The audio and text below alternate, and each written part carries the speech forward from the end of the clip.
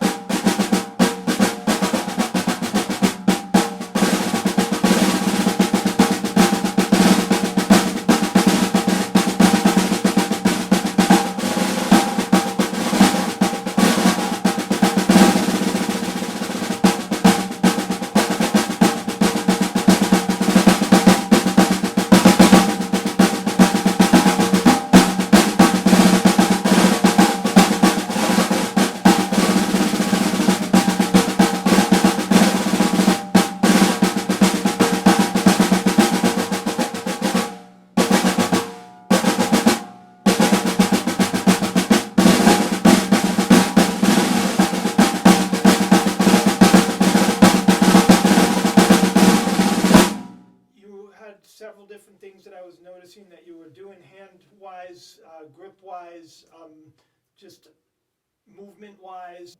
The first thing, Sammy, that I look to do is I try to get the hand to feel connected to the rest of my forearm and then my upper arm and my shoulder.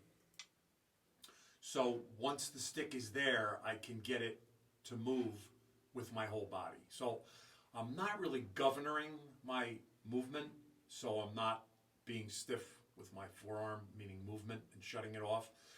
I'm radiating through the shoulder down through to the stick. So that means I can use a walking motion, closing it, opening. That means I can use a wiggle motion with my thumb while I walk it, closed or open. I'm also using a grab where I squeeze the stick because there's so much sound in here. There's more sound to the drum than this, if you can believe it, right? There's that, there's this, there's this, there's this, there's this. As I walk it, and I get open, it gets to this. Big difference. It's a big difference. So much difference. So while I'm moving through these ideas, right, flat flam, I can walk the stick, I can open it up, I can close it, I can grab it, I can wiggle.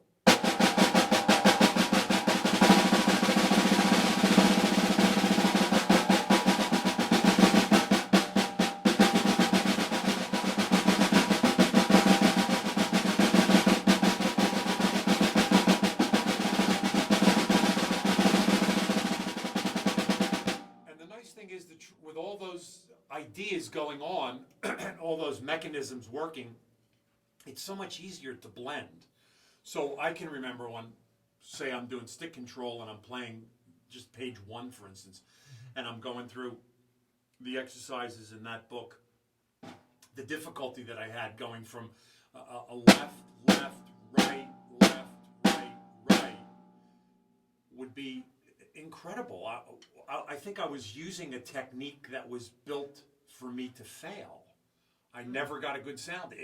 You know, you saw down below practice 20. I think it said practice 20 times or practice 50 times or 1,000 or whatever, and then you know somebody would turn their back and not look at you and go, make it sound like it's just one hand, and you go, really?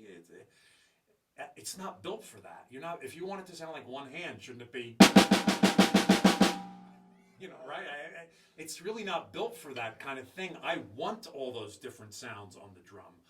I think we're coming in to the whole idea of playing a snare drum in such a way where it's the wrong way to look at it. We want it to have all these different sounds because there's all this different area to play on. So why wouldn't I want it to be?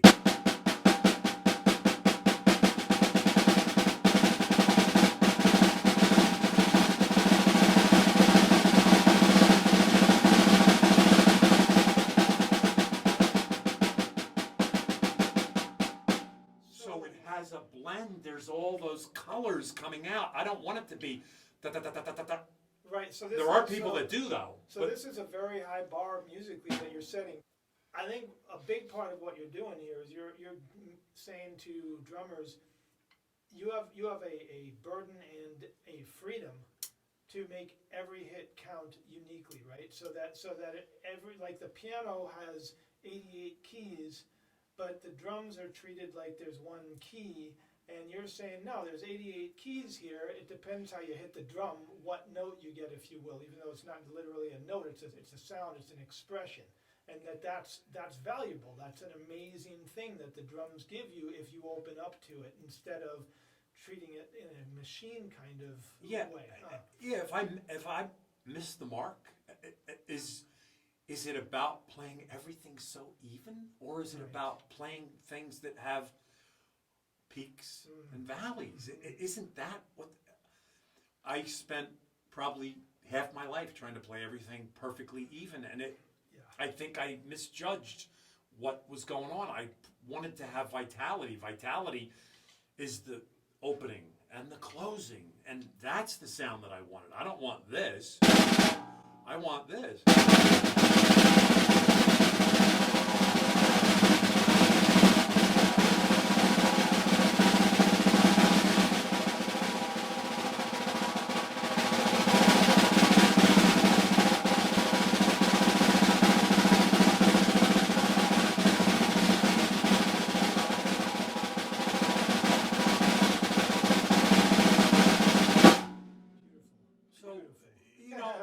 That's how it fits into music because the horn players are playing, piano players are playing, guitar players are playing, forgive me or correct me or do whatever you need to do to me, but that's what I'm hearing is this up and down type thing. So why are we, as musicians and drummers, being forced to learn to play? What's the sense of that? I don't understand, and believe me, I'm a victim of it. I'm giving you a system for playing music. Right. If you want to have a system for playing even things, well, you really can't take that and go on a gig with Herbie Hancock. You got Herbie Hancock's hiring you because you play musically. You can't. He's not calling you because I love the way you play exercise, whatever. And stick control. and nobody calls you because you play even singles, right? Who's gonna? But if you're playing off of.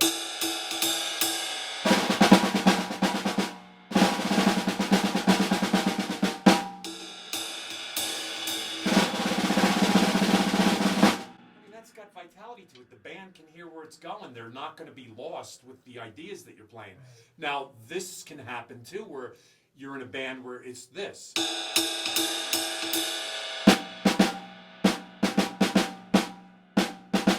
Now, they're even taps, and they're played in such a way where you can hear where it's going, but how about this?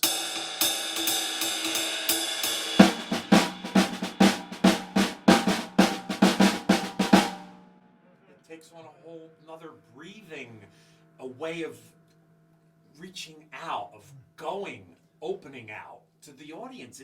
It means something, but there's going to be people that are going to take that technique of playing everything even and apply it to the drum set, so everything they play is going to be.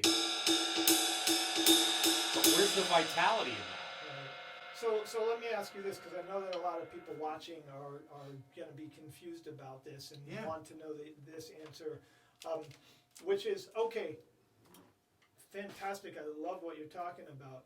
And I feel a little lost about then how do I approach practicing and improving if I don't have That, you know. yeah, that's a beautiful. I know what you're going to say. You know? Like, what do I have left if I don't have evenness? Right. How insane is? Listen to what I just said. So I go buy a drum set. I go get lessons. You know, the traditional lesson. And once again, we're not trying to replace that. We're trying to add to that. But think about it. If my drum teacher gives me a lesson, and everything has to be played evenly.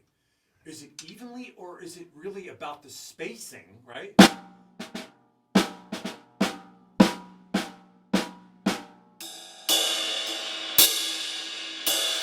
That's even too, but it has musicality behind it. How does this dam work in my chest here? It's a dam. It opens, it closes. Right? It's a dam. It opens and closes. It lets things in and lets things out. That's how a dam works. It's not about being even. It goes lub dub. It doesn't go dub dub dub lub lub lub. So why are we doing this? Is it a test? Is it like a Buddhist kind of thing that we're doing? Like it's like a test to be quiet in our mind? If it is, then that's great. That's a great exercise to play. But where are you going to use that if you get a call? And who's going to call you? Herbie Hancock's not going to call you if you play like that. You have to have vitality.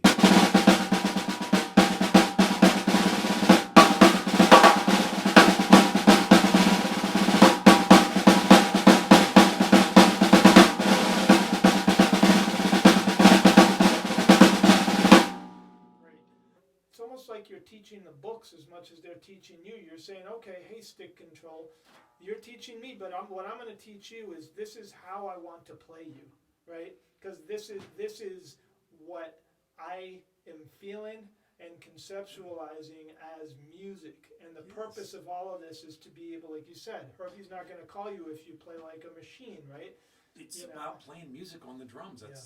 And that's what it's supposed to be, musical. That's why we're drawn to this instrument, is to play music. So if you're not playing music, the sense of the thing is, there's no sense to it. It's insanity to purchase these to play evenly.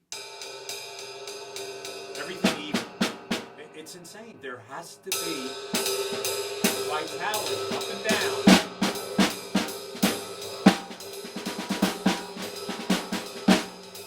I don't know what that would have to do with stick control, because it's two different spirits playing with each other and against one another.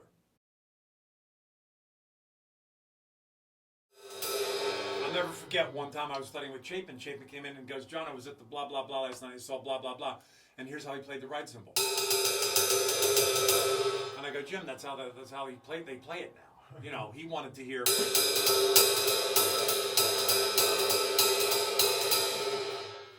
So there is something to be said for having to play that way, because it's been stated that that's how certain people play. So if you got to get that gig, then you have to play that ride cymbal like that. You sound like this. There's times where you have to do that because it's already been established that that's a sound. It's just like if a part comes up and you have a single stroke roll being played and it has to be like this. Then you have to play it like that, as opposed to. So there are times where you need that. You know, you have to do that, but are we to be held captive by the fact that every book we get, everything has to be so even? That's really where this comes from. The moving the hand, wiggling the fingers, grabbing the stick, opening out.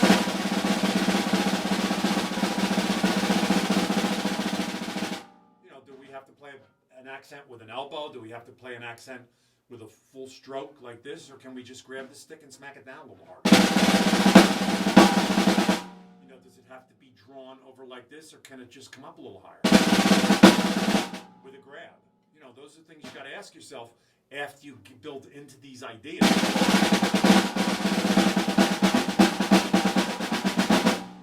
All the different places in the hand where you're going to hold the stick. And with those holds come different pressures. So you're constantly shifting and you're constantly moving the stick, closing and opening. Obviously with the tom-toms to get a better touch on a certain drum. If you're in a cross under or a crossover, you want to make the stick longer, you open it up. But on a snare drum, if I just want to reach to where, say, 12 o'clock would be, in an easier way, I would open the stick from a closed position.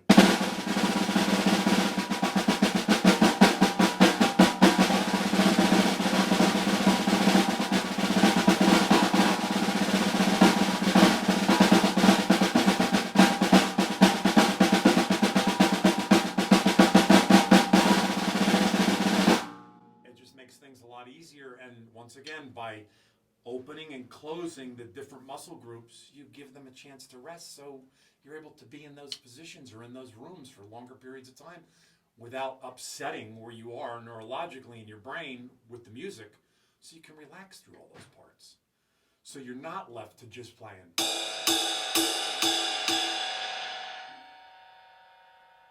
big notes. And then you're left to contemplate what's happening. You can play in between there. And remain relaxed through it. That's the whole idea behind this concept. The grab and the wiggle and the walk. That's pretty much it.